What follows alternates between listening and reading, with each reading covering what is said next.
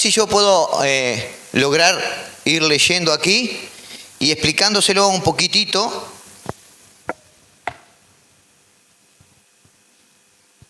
¿Sí? Bien.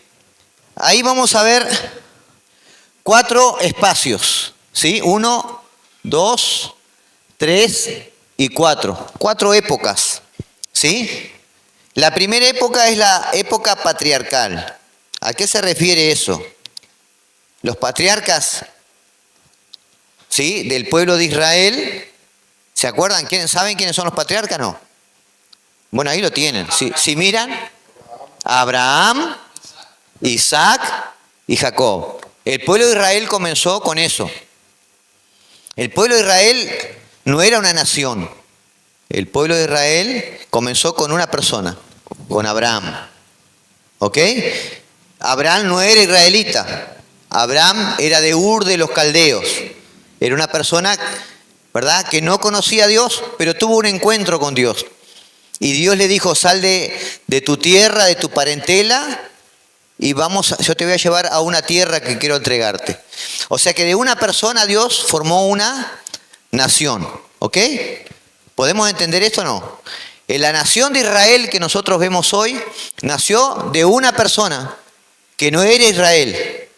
¿Sí? Era una persona la cual Dios escogió, que vivía en una nación que era, ¿verdad?, que tenía otros dioses. Ur de los Caldeos tenía otros dioses.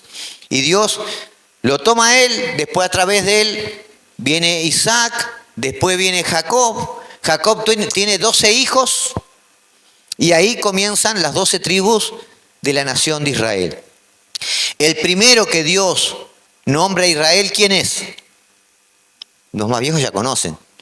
Peleó con el ángel hasta que rayaba el alba, dice Jacob. Jacob, en un punto de su vida, ¿sí?, se encuentra con un ángel y pelea toda la noche, y el ángel le dice, ya no te llamará más Jacob, te llamarás Israel. ¿Amén? ¿Vamos hasta ahí todos juntos o no? Bien, toda esa época, que está en el primer espacio que ustedes van a ver ahí, el más verdecito oscuro, está la época de los patriarcas. También, ¿qué pasa? ¿Qué aconteció? Estaba Abraham, después fallece Abraham, queda Isaac, fallece Isaac, queda Jacob con sus 12 hijos, ¿sí? A ver si recuerdan un poquito la historia. Los hermanos, los 12 hijos de Jacob, agarran a su hermano José, lo venden como esclavo, ¿verdad?, a unos esclavistas. Ellos van a Egipto, lo venden en Egipto como esclavo, y ahí está toda la historia que pasa con José, que de ser un esclavo pasó a ser, ¿verdad?, un preso en la cárcel, donde estuvo 2 años, y de ahí pasó a ser la mano derecha del gobernador de Egipto, ¿verdad?, del faraón, perdón. Él pasó a ser gobernador, pasó a ser mano derecha. ¿Y qué hizo él? Había gran hambre en toda la tierra, dice. Y los hermanos de él, sin conocerle, vinieron a Egipto a buscar víveres, ¿verdad? Y ahí, bueno, pasan ciertas cosas en la historia. Él no los condena, no los mete presos. Calculo que todos nosotros, si nos hacen eso, los agarramos. Ustedes me vendieron como esclavo. Y tuve que estar en la cárcel y me pasó esto. Y gobernador, el segundo después del faraón. Su autoridad, él tenía el poder para quitar la vida de una persona, como si tal cosa. Y sin embargo no hizo nada de eso, sino que acogió a su familia, los alimentó, y ahí la familia quedó, ¿verdad?, en Egipto. Después vemos acá que dice esclavitud en Egipto. Vemos en esta partecita, acá dice esclavitud en Egipto. Ahí, ¿verdad? La última partecita. ¿Qué pasa? Esa familia comienza a crecer, se convierte, ¿verdad?, en el pueblo de Israel, y ya había casi 1 millón de personas ahí. Y los egipcios, por miedo a que ellos los dominaran, los convierten en esclavos. Después Dios, ¿a quién usa para sacarlos de ahí? A Moisés, ¿verdad? Usa a Moisés. Y ahí comienza la segunda etapa, la era mosaica. En esta primera etapa, ¿sí? Todas las tradiciones, todas las historias, ¿verdad? Que es la tradición oral, ¿se acuerdan o no? Se contaban de familia en familia, todas las historias, se contaban todos los hechos, las cosas que iban aconteciendo. Eso fue entre el siglo XV y el siglo XII antes de Cristo, ¿verdad? La tradición oral, hasta acá todavía no se escribía nada. Hasta acá se contaban historias verbalmente. En la segunda parte, ¿verdad? La época mosaica, que va hasta la época de los jueces, y esto es la recopilación de los textos y comienza entre el siglo XII y el siglo VI antes de Cristo. Ahí se comienzan a redactar los primeros escritos. A ver si alguien escribe, a ver, alguien que escribió, ¿quién puede ser ahí? Moisés. ¿Qué escribió Moisés? Lo tienen ahí, ¿eh? ¿Qué escribió Moisés? El Pentateuco, los 5 primeros libros, los libros de la ley del pueblo de Israel. ¿Verdad? Eso lo escribe Moisés, comienza a escribir ahí. ¿Ok? Y ahí comenzaron a aparecer los primeros escritos. Luego de ahí nos vamos a la tercera época. La época, ¿verdad? Entre jueces, los reyes, y ellos vuelven y reconstruyen el templo. Y por último, ¿verdad? Después de los 70 años de cautiverio, cuando vienen, se reconstruye Israel, comienzan de nuevo a juntar los manuscritos, las escrituras, y comienzan a armar, ¿verdad? Esa biblioteca, vamos a decirle, ¿verdad? Que no eran libros como esto. ¿Qué dijimos que eran en ese tiempo? Rollos, ¿verdad? Los rollos, los pergaminos, hechos con cueros de animales, ¿sí? Hechos con cuero de animales o hechos con juncos. ¿Se acuerdan o no? Los pergaminos hechos con juncos. Entonces, ahí empezaron a escribir y con eso ellos agarraban y se pasaban. Cuando usted ve en el libro del profeta Isaías, que tiene 60 y pico de profecías, usted lo ven acá en un tomo hoy. Pero en ese entonces era tal profecía, es la profecía de Isaías de tal cosa. Era un rollito con una profecía escrita. Hoy nosotros tenemos ese compendio de libros todo armado aquí en la Biblia. Bien, hemos visto todo el panorama, cómo llegamos a los escritos. No todavía el canon bíblico, ni cómo se formó, ni cuáles fueron los libros que se eligieron. Y eso es lo que vamos a ver hoy. ¿Ustedes cuando leen esto pueden entenderlo? ¿Sí? Bueno, acá ustedes tienen toda la línea del tiempo, cómo llegamos a tener el principio de cómo se llegó a tener la Biblia hoy. ¿Sí? Esto que nosotros tenemos acá, este compendio, que tiene ¿cuántos libros dijimos? 66 libros, ¿verdad? 39 del Antiguo Pacto y 27 del Nuevo Pacto. ¿Ok? Que después vamos a ver que no hay... Sí. Sí.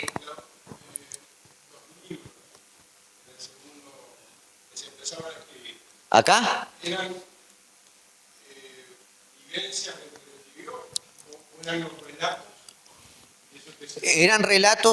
Eran relatos. Alguien los bajó. Claro, seguro, exactamente. Como que mi abuelo me contó algo, entonces yo... Ahí está. Eran historias. ¿Está? Exactamente. Estamos hablando de la parte histórica, ¿verdad? De lo que Dios hacía, los milagros, todas esas cosas, ¿verdad? Se pasaban de generación en generación cuando era el tiempo, ¿verdad? De que la forma de que se pasaran esas historias era verbal. Pero después comenzaron a bajarlos a escritos, ¿verdad? Y ahí Moisés comenzó con su libro, ¿verdad? Cuando vemos en el libro de Génesis tiene toda la creación, ¿sí o no? Tiene toda la creación, tiene la historia de los patriarcas. Después, ahí en ese libro, es en el compendio de los 5 libros que él escribió, están todas las leyes. Todas las leyes que Dios dio para el pueblo de Israel. Ahora, eso a vuelo de pájaro se lo digo rapidito, porque a veces hay mala interpretación de las leyes. Dios dio, cuando la Biblia habla de la ley, son los 10 mandamientos. ¿Ok? ¿Sí? También depende del contexto en el cual está hablando. Pero a veces confundimos, o algunos confunden, con la ley, las leyes que Dios dio para vivir en el desierto, que eran leyes sanitarias. ¿Sí? Pero esas leyes eran ¿para qué? Para cuidar al pueblo en un clima que era inhóspito, y más allá que la Biblia dice que Dios durante el día, para que el sol no los dañara, había una nube que los cubría del sol, y durante la noche había una columna de fuego que los iluminaba para que siguieran. Imagínense eso, lo que ellos vivieron. De día ellos tenían el maná, caía como un rocío a primera hora de la mañana, y eso lo levantaban y con eso cocinaban. Y era un alimento que caía del cielo para el pueblo de Israel. Es un alimento que tenía todo lo que el cuerpo humano necesita. Y no podían guardarlo para el otro día. Cada día tenían que recoger, usarlo, y lo que no se usaba se tiraba. No podían guardarlo. Dios quería una dependencia absoluta de Él, que el pueblo aprendiera a depender de Él. Amén. Bien, muy bien. Ahora, vamos a ver la preparación de la Biblia para un mundo cambiante. ¿Qué pasó de ahí después? Bueno, el pueblo de Israel, Malaquías, si usted ve en la Biblia, es el último profeta que habla en el Antiguo Testamento. ¿Sí? Cuando termina el Antiguo Testamento, el último profeta que escribe algo es Malaquías.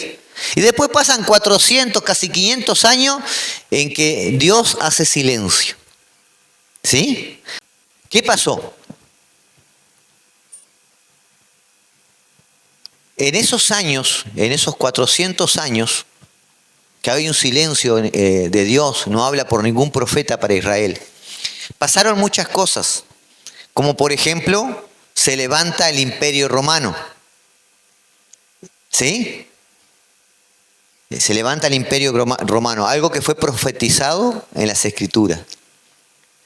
Cuando ese imperio está dominando, ¿verdad? Ese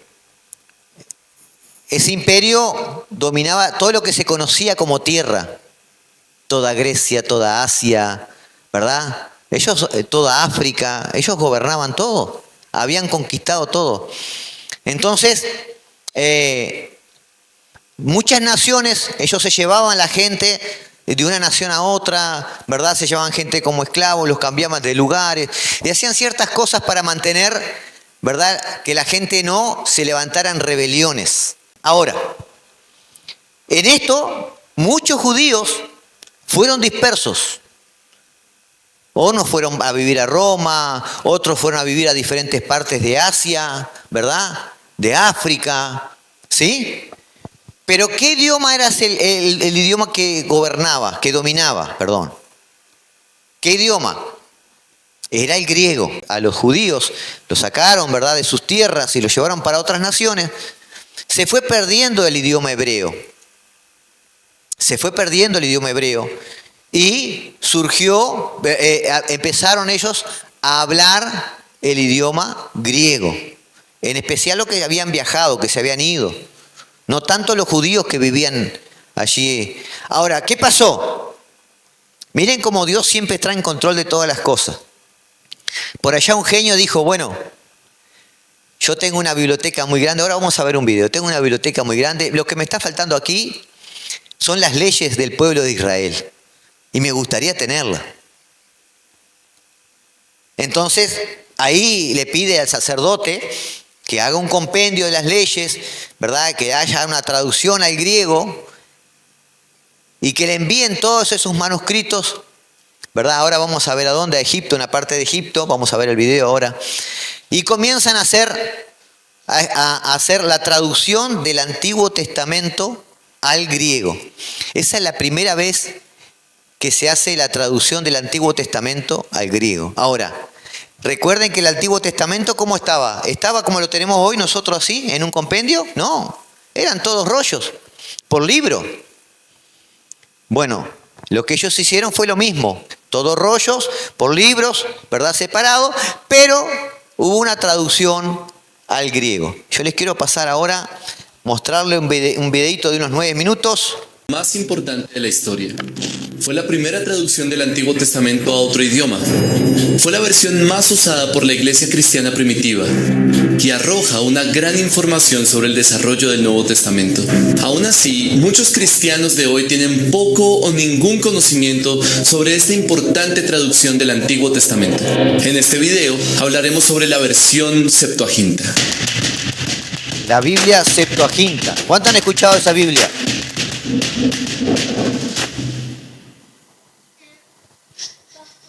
Para empezar, tal vez te estés preguntando, ¿qué es la Septuaginta?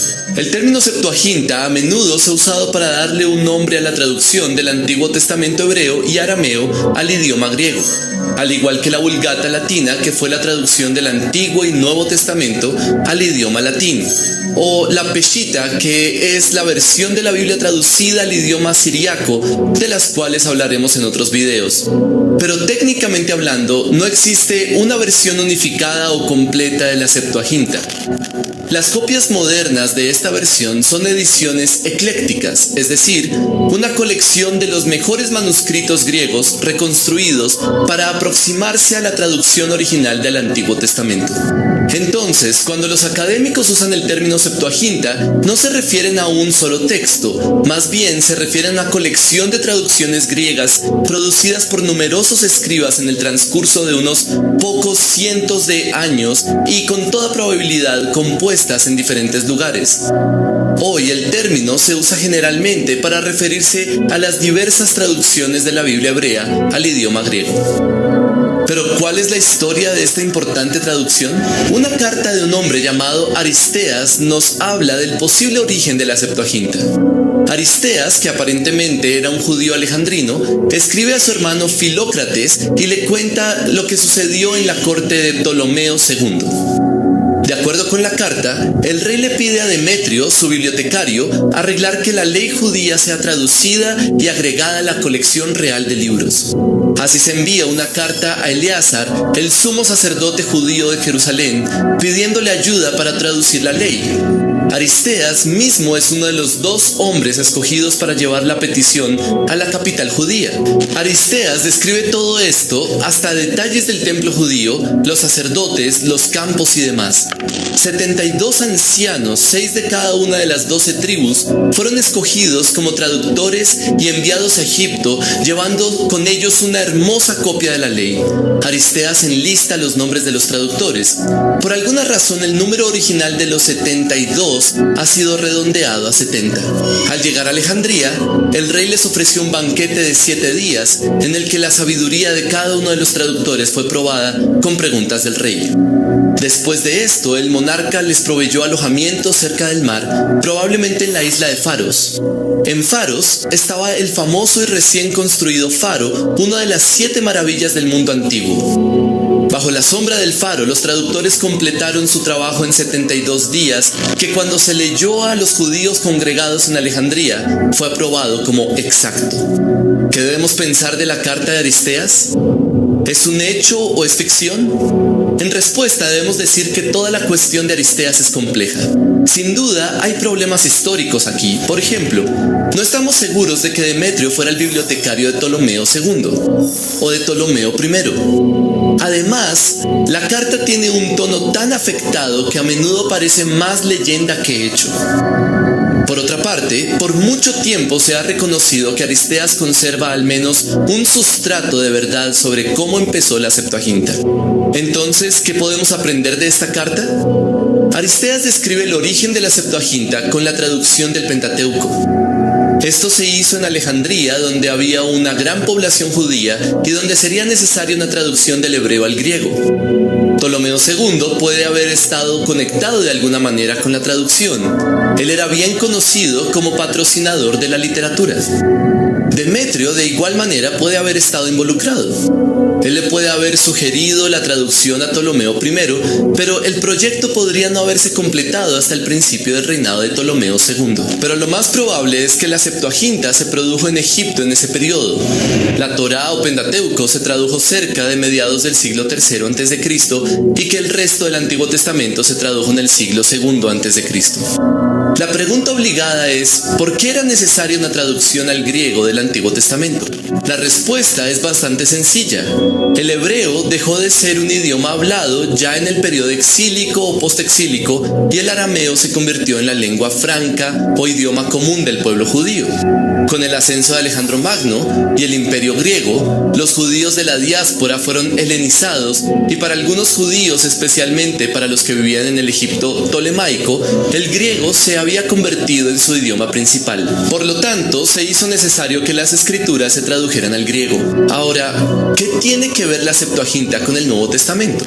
Hay algunas formas obvias en las que la Septuaginta ha influido en el Nuevo Testamento.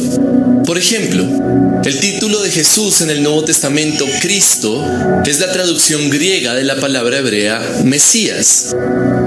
Las palabras con las que todos estamos familiarizados como gloria, Señor y Evangelio derivan un significado especial de la Septuaginta. Otras palabras y frases neotestamentarias vienen directamente de la Septuaginta, incluyendo palabras como apóstol, expiación, pacto, fe, perdón, ley, paz, redención, justicia y verdad. Otro tema muy importante es que la mayoría de las citas directas del Antiguo Testamento en el Nuevo Testamento coinciden con la Septuaginta. Hay aproximadamente 300 pasajes del Antiguo Testamento que se citan directamente o se aluden fuertemente de esta versión en el Nuevo Testamento. Por otro lado, la Septuaginta nos ayuda a comprender mejor la teología judía, ya que arroja luz sobre las prácticas de adoración del pueblo en el periodo del Segundo Templo. Es decir, en la época previa a los tiempos de Jesús. Génesis, Éxodo, Levítico, Números y Deuteronomio son nombres que han entrado a nuestra Biblia de la Septuaginta por vía de la Vulgata latina. De igual manera, la agrupación de libros en la ley, historia, poesía y profetas, así como la subdivisión de libros en primero y segundo de Samuel, primero y segundo de Reyes, etc., se deben a la Septuaginta.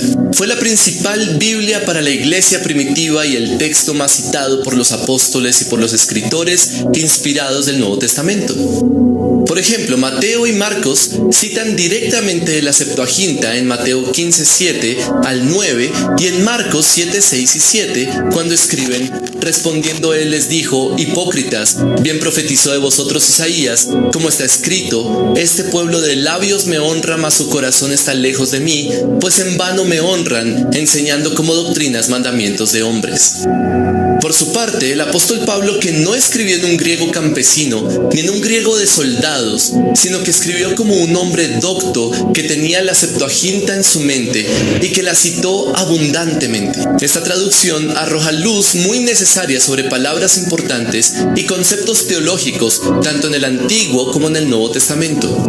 Nos ayuda a comprender mejor el contexto religioso y político en el que vivieron Jesús y los autores del Nuevo Testamento.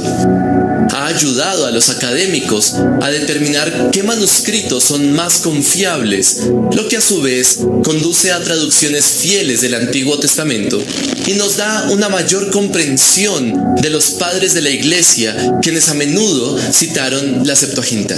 Hoy solamente podemos estar agradecidos con Dios por la Septuaginta. El Nuevo Testamento fue escrito en griego, pero antes de que se escribiera, ya el Antiguo Testamento se había traducido al griego. Fue en la providencia de Dios que la Septuaginta, por su idioma y vocabulario, abriera el camino para el Evangelio en un mundo dominado por el griego. ¿Y tú? ¿Conocías la historia de la Septuaginta? ¿Por qué crees que fue importante traducir el Antiguo Testamento al idioma griego? ¿Y de qué forma esto contribuyó a la escritura del Nuevo Testamento? ¿Cómo puedes ver la fidelidad de Dios al guardar su palabra a través del tiempo? A ver, sé que entre tanta cosa a veces es complicado entender todo lo que él dijo ahí. ¿Sí o no? Fue mucha información. Nosotros lo que vamos a hacer ahora es un pequeño resumen. Lo que usted tiene que entender es, la Septuaginta, ¿por qué era el nombre? 70, que eran 72 eruditos. Dijeron, no, vamos a hacer 70, matá a aquellos dos que están allá, tirarlo para los cocodrilos y son 70, punto. Ahí redondeamos, ¿verdad? Por eso se llama Septuaginta, quiere decir 70. Ahora, ¿entendieron por qué fue importante la Septuaginta? No. Yo lo comenté antes de que pasara el video. ¿Por qué? Porque los judíos ya no estaban hablando el hebreo, ni el arameo. Los que estaban los que habían ido a la diáspora, quiere decir aquellos que habían emigrado, aquellos que habían sido llevados fuera de Judea, ya no hablaban ese idioma. Ahora yo le pregunto, ¿usted cree que estas cosas pasan por casualidad? No. No, es Dios obrando en las vidas de los... Si usted lee en la Biblia, en un montón de ocasiones el Señor usa personas, reyes, gobernadores, ¿verdad? Para hacer ciertas cosas que cumplan su propósito. Personas que nunca creían en Dios, pero sin saber por qué lo hacían. Entonces, cuando analizamos lo importante de la Septuaginta, lo importante que fue para el pueblo judío, porque por más que estaban dispersos, ¿verdad? Por más que ya hablaban otro idioma, ahora podían nuevamente leer, ¿verdad? Las escrituras. El origen de la Septuaginta es, acá estaba todo aparecía, desaparecía, pero con el tiempo no me dio. Se comenzó a traducir en el siglo III antes de Cristo en Alejandría, Egipto. Siglos antes que se escribiera el Nuevo Testamento. Más o menos unos 100 años antes de que Cristo apareciera en escena.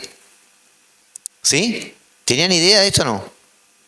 100 años antes de que Cristo apareciera en la escena, ¿verdad? Alguien dijo, vamos a hacer la traducción de la ley del pueblo de Israel al griego, para que todo el mundo pueda acceder. Ahora, ¿qué estaba preparado? ¿Por qué el Señor produjo esto?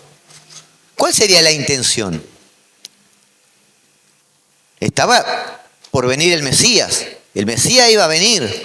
¿Cómo podían saber los propios judíos por quienes venía el Mesías si no sabían cómo leer las escrituras porque estaban en hebreo? Porque quien habla del Mesías son todos los profetas. Y a través de las escrituras nos explican, ¿verdad? No es la fecha exacta, pero cómo sería el Mesías y lo que iba a acontecer con él. ¿Dónde nacería? Todas las cosas. Y todo, exactamente. Todos los profetas, estamos hablando por ahora solo Antiguo Testamento, ¿sí? Antiguo Testamento. La Septuaginta es solo Antiguo Testamento. En el Antiguo Testamento tú tenías líderes como Moisés, que escribió el Pentateuco, tenés los libros profetas mayores, profetas menores, ¿verdad? Los libros históricos como los libros de los reyes, los jueces, ¿sí? Lo tienen ahí en todo lo que está en ese compendio ya estaba armado, solo que no estaba en rollos y no estaba traducido. A ver. Dijimos que origen precristiano. ¿Qué quiere decir precristiano? Antes de Cristo. Antes que Cristo viniera, muriera, resucitara y naciera el cristianismo, ¿verdad? Entonces, en esa época comenzó, unos 100 años antes de Cristo. ¿Qué contenía? Los libros del canon, la Tanaj. ¿Se acuerdan que vimos? Vimos en el video la semana pasada. El famoso Tanaj. Y algunos escritos adicionados conocidos como deuterocanónicos o apócrifos. Estos libros no eran los deuterocanónicos o los apócrifos, que la Iglesia Católica lo tienen, no son los libros originales, ahora después lo vamos a ver, del pueblo judío. Esto fue algo sumado a la Iglesia. Lo que sí se sumó fue estos libros como Macabeos. ¿Quién eran los Macabeos? A ver si alguien sabe algo de historia. Los Macabeos eran los rebeldes. Eran los que querían liberar a Israel, al pueblo judío, de la opresión romana. Los macabeos fueron los que hicieron la gran revuelta, ¿verdad? Cerca del año 70. Los liberaron de los romanos, pero al poco tiempo los romanos vinieron, los sitiaron, pasaron hambre, los aniquilaron, destruyeron todo Jerusalén, no quedó piedra sobre piedra, destruyeron todito, ¿verdad? Esos eran los macabeos, los que generaron esa revuelta. Los libros de sabiduría o Judith, estos libros, ¿verdad? No estaban en los primeros libros que fueron elegidos por ellos. Ahora después también vamos a ver el canon. La relación con el Nuevo Testamento. ¿Qué relación tiene la Septuaginta? Miren, esto yo no lo sabía. Yo me imaginaba que Jesús leía los antiguos escritos. Sin embargo, los apóstoles y Jesús nombraban la Septuaginta. Nombraban la Septuaginta porque primero se había hecho algo muy popular. Es lo que más rondaba, porque los manuscritos en poder de quién estaban los que estaban en hebreo. ¿Quién era? Es como la Iglesia Católica cuando hizo la Vulgata Latina. La tradujo al latín porque era un idioma espiritual, se dice, ¿verdad? Y nadie podía interpretarla, solamente los católicos. Y el Papa tenía una interpretación. El Papa de turno era el que daba la interpretación como a él le parecía, ¿verdad? Y ahí está aquella interpretación que si usted moría y quería ser salvo, si daba una buena plata ahí, usted tenía su indulgencia. Y después, como ya no podían recaudar más plata por eso, dijeron, bueno, ahora, ¿usted tiene un familiar querido? Sí. ¿Y ya murió? Sí. Bueno, pues si usted da una buena plata, el Papa intercede para que se lo saquen del infierno. ¿Sabían eso? Lean los libros de historia. Uno muy bueno se llama Los Generales de Dios. Lean esos libros. A veces no entendemos. Algunos dicen, la iglesia evangélica salió de la católica. No. Los protestantes que nosotros conocemos era de la iglesia católica. Pero Dios no dejó librado la suerte de ellos. Ya había otro movimiento de la iglesia que se estaba moviendo, que todavía cuidaban la palabra de verdad, sin tergiversarla. Entonces, a veces no conocer todo el panorama histórico, nosotros tomamos malas interpretaciones de las cosas.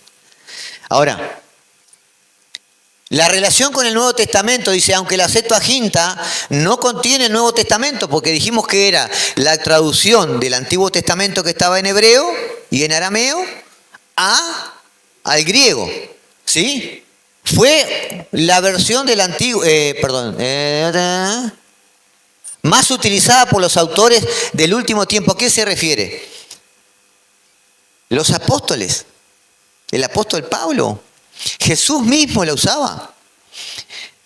No sé si ustedes prestaban atención en el video, pero algunos dichos de Jesús, como estaba escrito en la interpretación, dice que era de lo que la Septuaginta decía.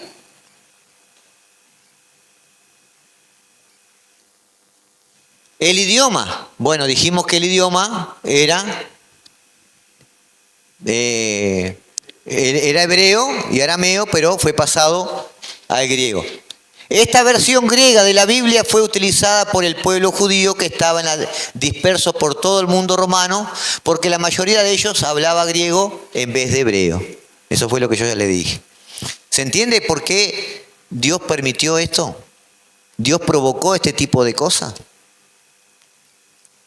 Bien, ahora vamos al canon bíblico.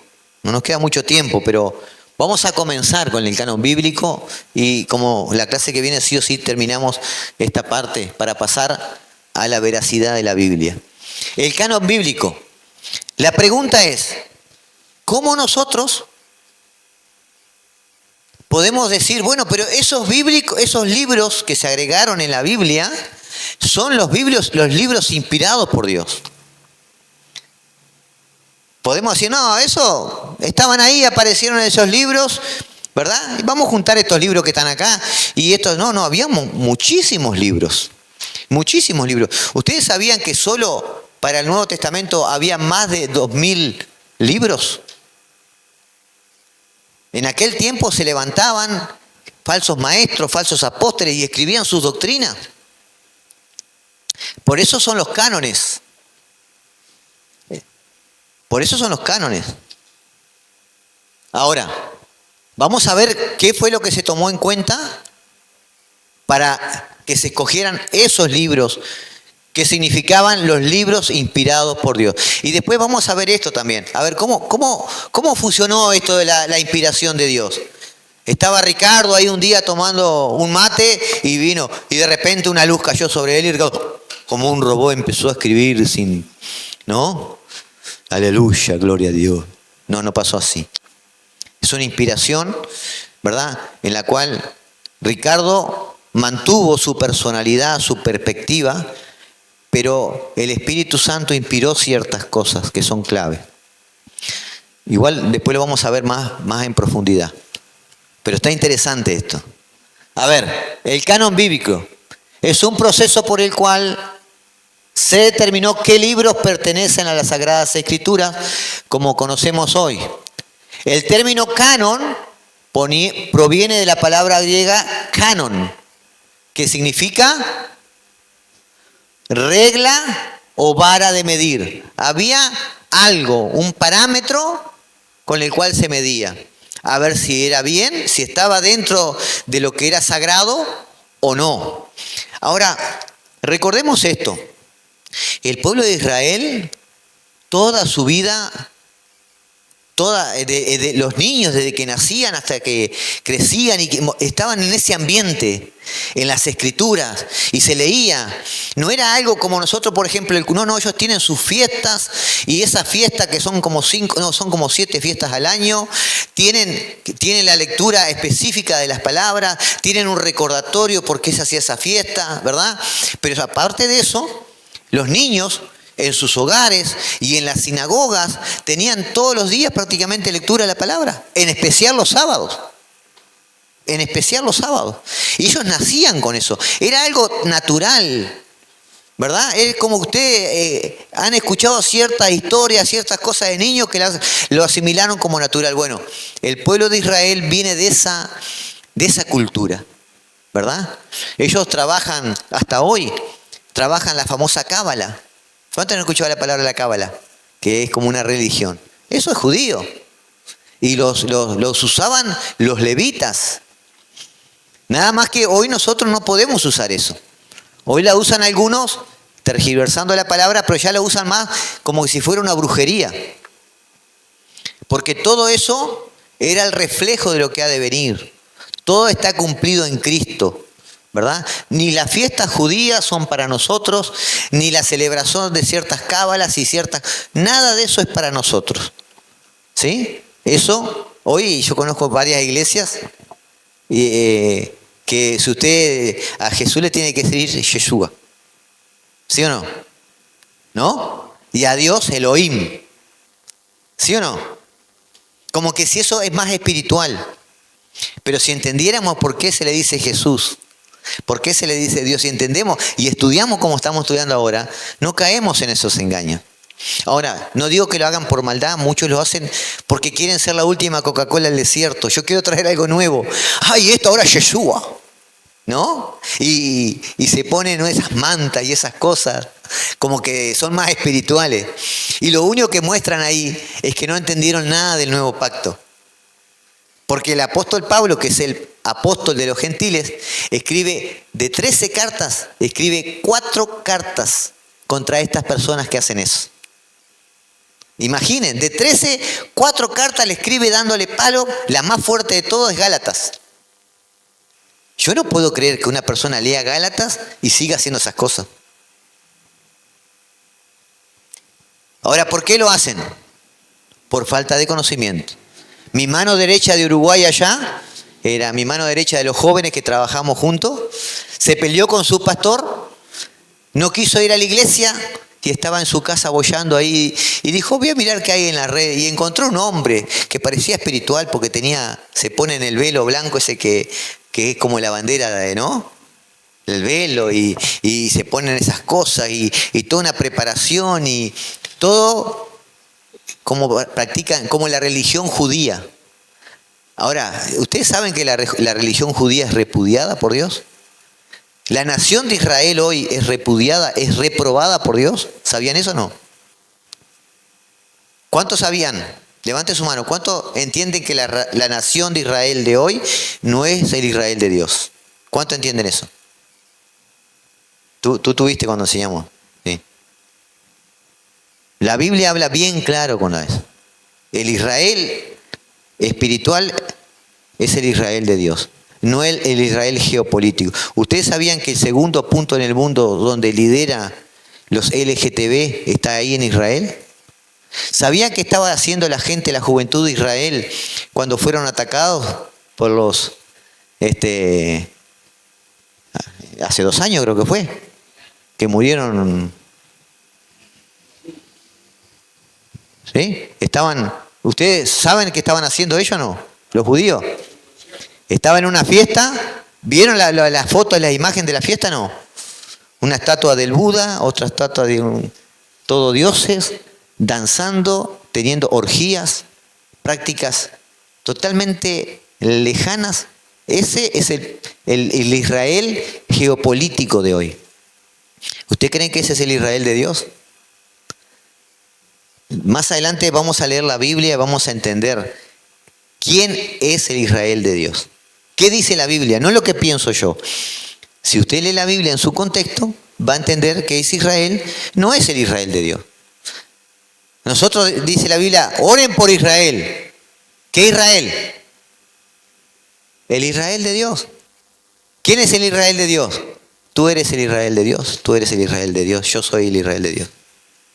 Todos aquellos que recibieron a Jesucristo, judíos y gentiles. Los judíos son el fruto del olivo natural y los gentiles somos el fruto del olivo injertado. Ese es el Israel. ¿Sí? Pero esto requiere que lo estudiemos más a profundidad. Vamos a tomarnos un tiempo después. Hay muchas cosas que yo mismo las practicaba por desconocimiento.